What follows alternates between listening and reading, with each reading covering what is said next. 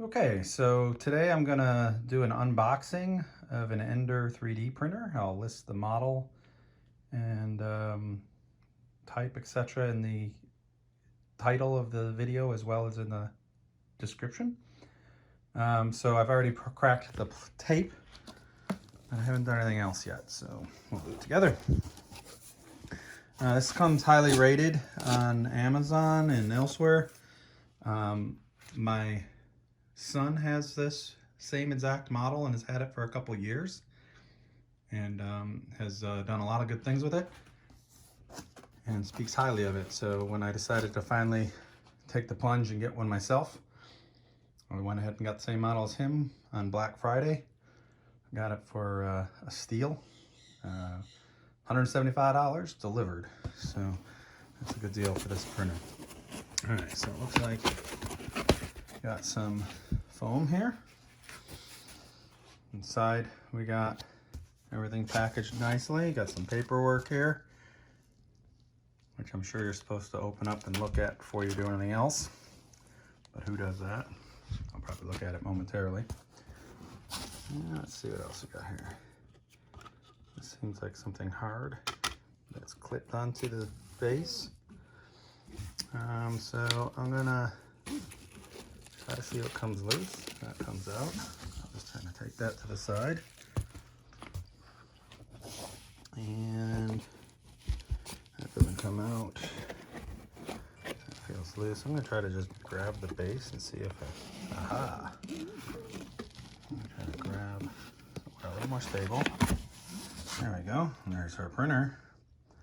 Got another piece here. Kind of stuck in the foam. That's the head, I assume. So I'll take that out next.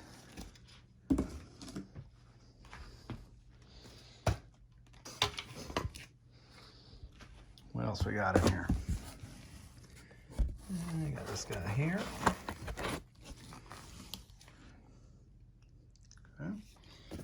I don't know much about these. I haven't ever used one before other than seen it at my son's house.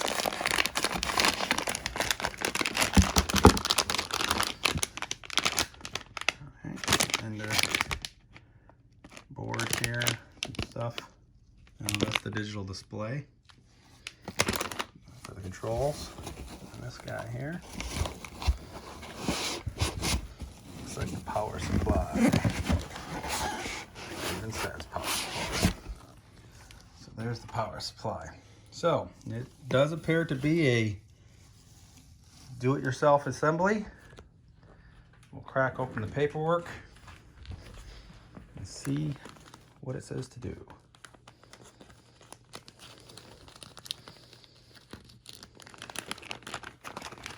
And this is one hand, so it's a little bit tricky.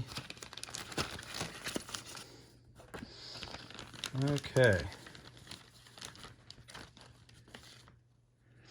And instructions for assembly. We also have a QR code here that may bring us right to a video or something on how to assemble it. I'll try that in a minute. Another QR code on the back here. Scan to know more, it says. And then we have this detailed color, apparently step-by-step instruction guide.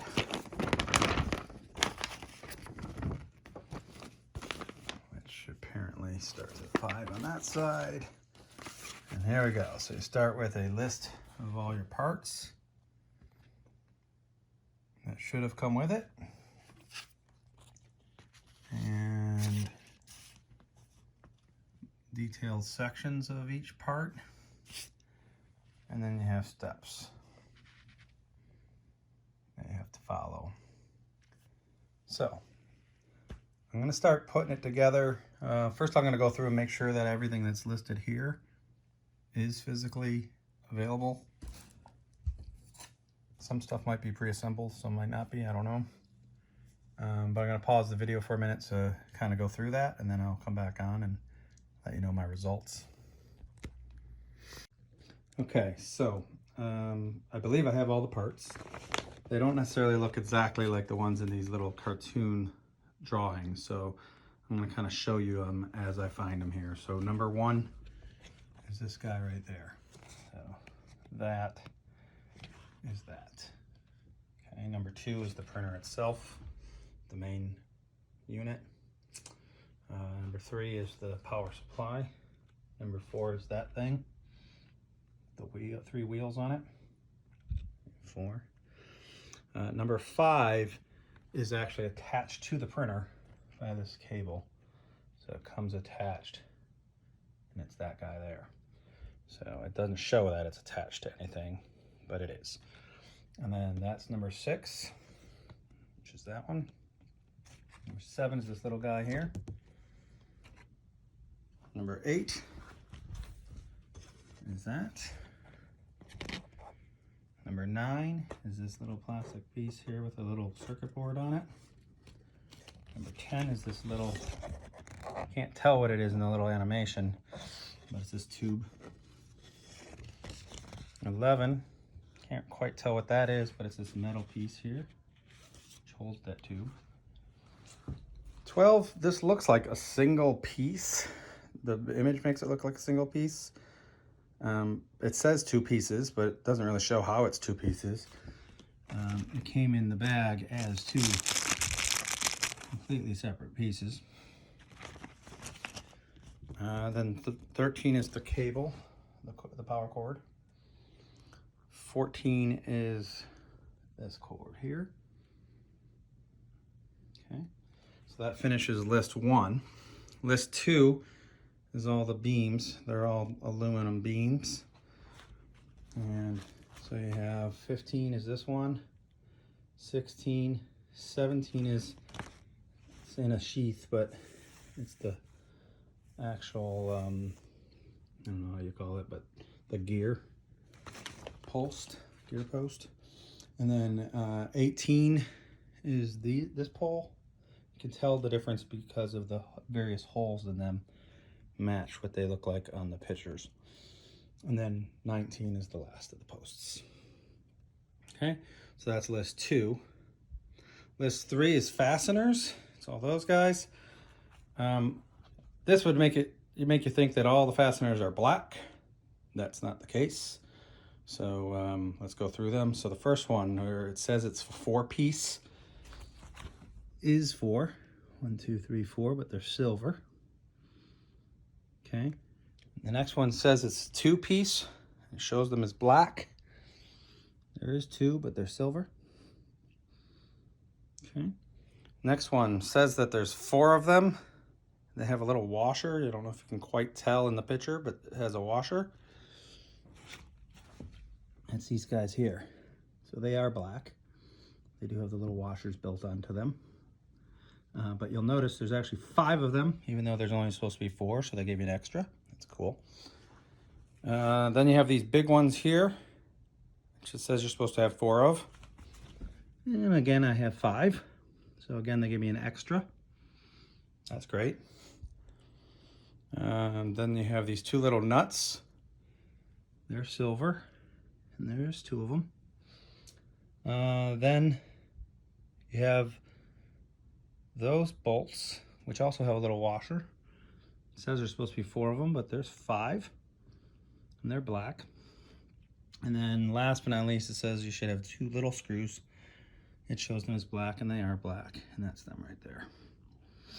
So that's it for fasteners. Next we get tools, what they call tools. The first one is a little USB micro SD card reader. And it is that, and it has the SD card in it, as you can see. So it actually does come with the SD card. I don't know the exact size of it yet, but I think it's like 32 gig. And I think that's all it can support, so no use in getting big ones. Next, it says you should have a whole bunch of tools, a screwdriver, 2 different size wrenches, 5 Allen wrenches. I see a screwdriver, I see 1, 2, 3, 4, 5 Allen wrenches, and 2 regular wrenches. Next, it shows there's filament. The picture makes it look like it's black filament. This one's white. I don't know if it always comes with white. Then it shows this little stick with a foamy thing on it. That's that guy there. And then it shows these little kind of backwards pliers or snippers, wire snippers. It comes with those. Then it shows ties. It kind of shows like almost string, but it's zip ties. So it does come with some zip ties. And it shows the spatula. There's the spatula. And it shows this, which it kind of says it's supposed to be 2 pieces. It just shows the one, and then it shows one little one off to the side and some green plastic things. It's not quite what I have here, but I have 2 big ones, which is what it says. There should be 2 of those there. Then I have 1 small one, which matches that 1 small one.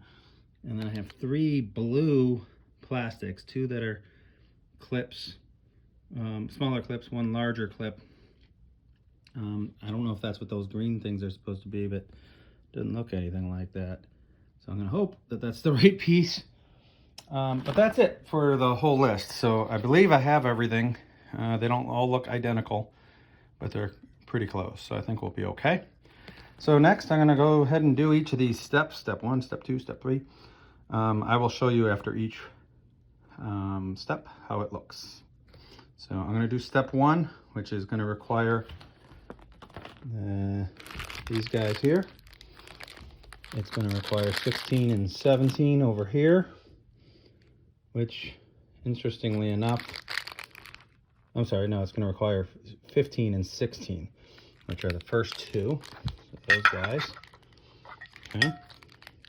And it's going to require, let's see, 2, which is the printer itself. So I'm going to do what it says. One thing I noticed is it's all pictures, and it mentions a few things like shorter, longer, whatever, but no words saying connect this to that or do this first. So you're just gonna have to figure it out, I guess. Maybe it doesn't matter which order things are done in, but I'm gonna go ahead and do those steps. I'm gonna connect 15, 16 to 2 using the long screws, which are those guys there. Okay, I'll show you what it looks like when it's done. Okay, so those are the screws I'm gonna need. I need 2 of those, and I need those 2. Be careful, you don't wanna use those. Those are the ones with the washers. They're very similar, although slightly larger, and they have the washer. Notice it does not say that, and it tells you exactly which screw right there to use.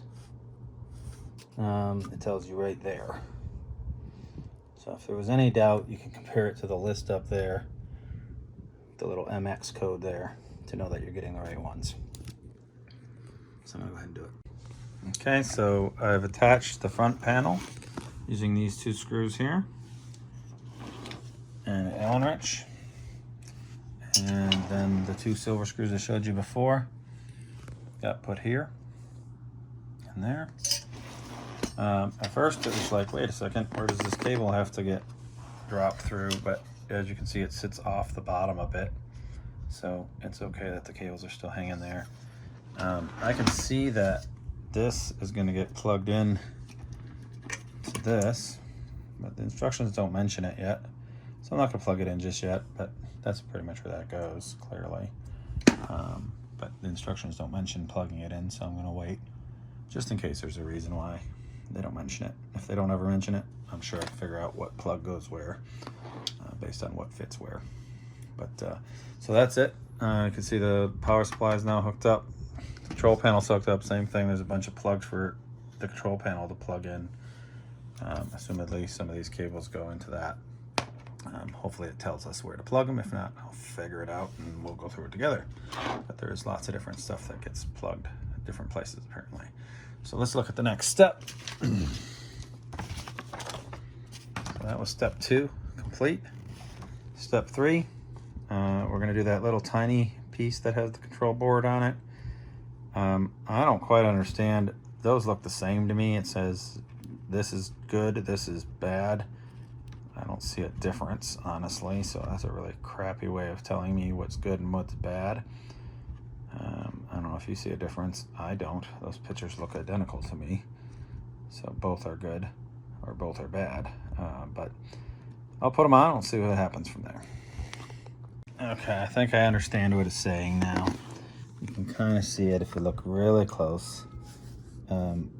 It's showing you that these need to be turned so that they'll fit into the rails, and then they get turned inside so that you can't see them anymore. Where if you can see them, if they're that way, there's no way to put them on. If they're that way, you can.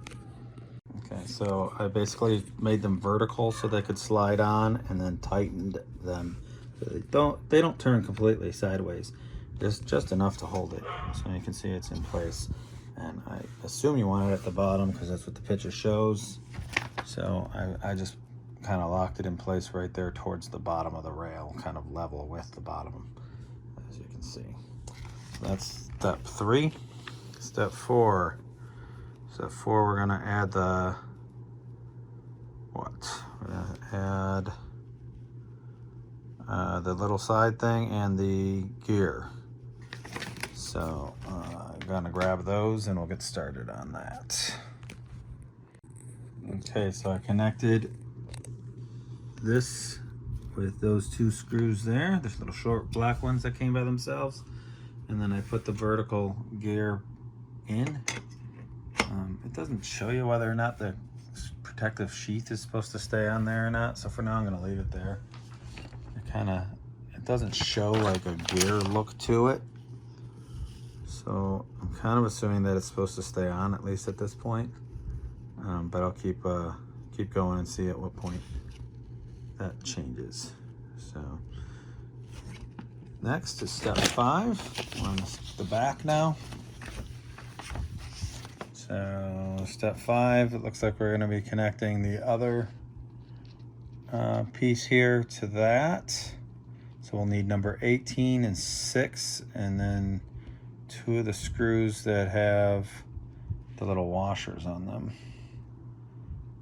And then it kind of shows the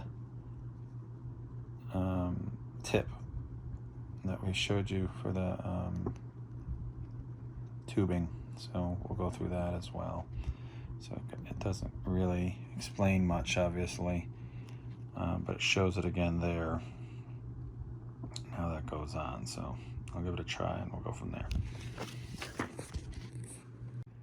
Okay, so the instruction doesn't really show very well. So I did find a video on YouTube, which I will link in my description, to what I believe is the official how-to video. The QR code at the beginning did not bring me to that, so I don't know why not, but I did find it on YouTube, and I will link it. It's helpful. It's just kind of monochrome, or monotone, I should say. At any rate, so I did this step, and following the video instructions, I did this step as well, and then I also fed through the for this. It has you put on the tensioner, but the video tells you to put the this on first. So you need to put that on before you put on the tensioner. You might be able to put it on first and then try to get it around it, but the video shows you putting that on first. So it kind of just wraps around, and I'll probably show it to you on my printer. So basically, there's the thing, and you got the grips. You have to make sure that it gets around the gears on this side. Sorry, that's a piece that I did. So you can see it gets around the gears. So you want the teeth going into the gear there, and you just kind of wrap it around into there.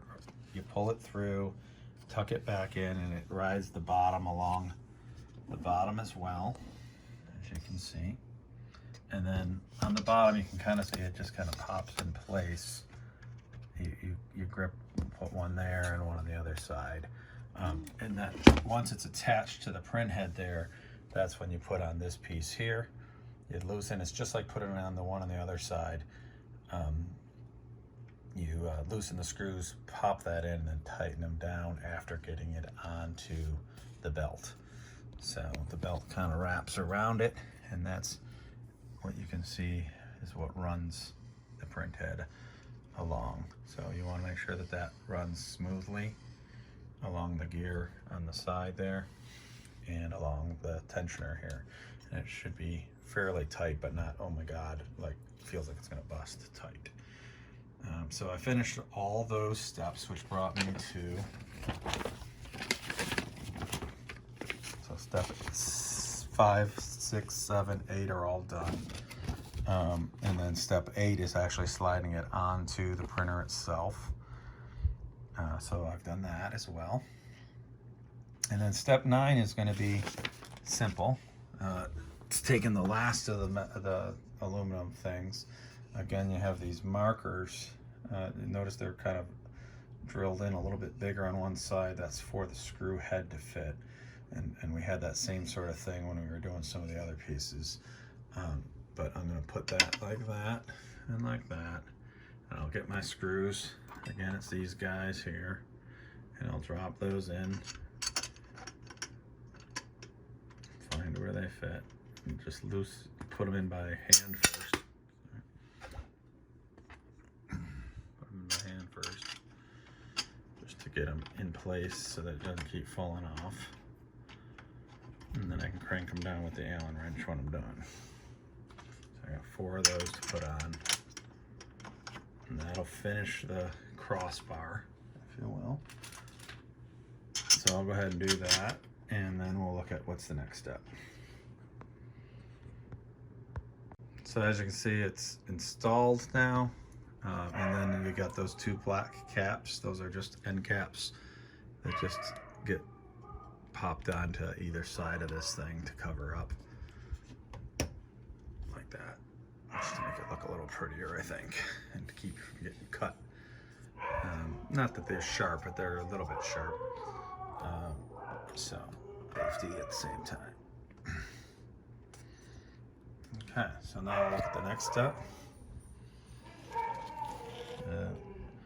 So we've just now finished all the way to step 10, and now we're going to do step 11, which is installing the spool holder for your filament. So we'll do that next. Okay, so for step 11, we're going to put the spool mount and then the spool itself onto it. The way I did that, you want the flat side towards the front, and then you just attach the 2 screws to the 2 T-nuts, and then it gets turned on the same sort of way where it kind of slips in, and then those T-nuts just turn slightly as you put them on, just like you did this guy here and the other one like it on the other side. So you tighten those on, and then the spool, you just unscrew this nut off the top of the spool and then push it through the hole and then screw that nut back on, and you got your spool holder. So that completes step 11. So step 12, now we're going to basically connect up all the wires. So it basically tells you which wire goes where. I'm going to go ahead and start plugging things in, and I'm in the home stretch, I think. So I'm going to start plugging all the cables. Okay, so for the first cable, it has 3 cables connecting it. The first one has this little plastic piece on it that indicates it is E. As you can see, E. So it goes into here, and then the next one goes into there. That one is labeled as X, and then this one is also X, but it's a 3-pin instead of a 4-pin X. So you got 2 X's because they're both connecting to the X axis, but you got a 3-pin X and a 4-pin X, and then this is the E 4-pin. Actually, I think it's 5-pin. There's only 4 wires, but it's a 5-pin plug, or maybe even a 6-pin plug. Okay, so that's it for that one.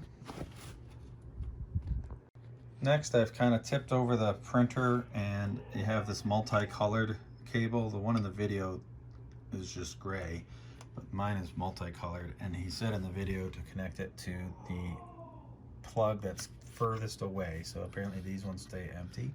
So the one that's kind of underneath the metal crossbar is where that's going to get plugged. So I just kind of plugged it in, and that covers it. I think that might be it for cables. I assume the next step will be to zip tie. I did have the one more for the power supply, hooking from the power supply. There's no way to mess that one up. The two match together. It only goes on one way. One side is curved, the other is flat, so you have no choice but to put it on just like that. Okay, so I skipped some steps on video, I apologize. But I showed you pretty much the entire install. The hard part was some of the calibration stuff. The video that I had, the instructions for the display were completely wrong. I think it depends on the firmware version you have. And from talking to my son, the version of firmware gets updated if you buy certain parts for this. Like you're going to buy an auto leveler, in which case it updates the firmware so that you can go into negative numbers on your Z-axis, which is the up and down. So you have X, Y, and Z. So you have X, which is horizontal, Y is up and down.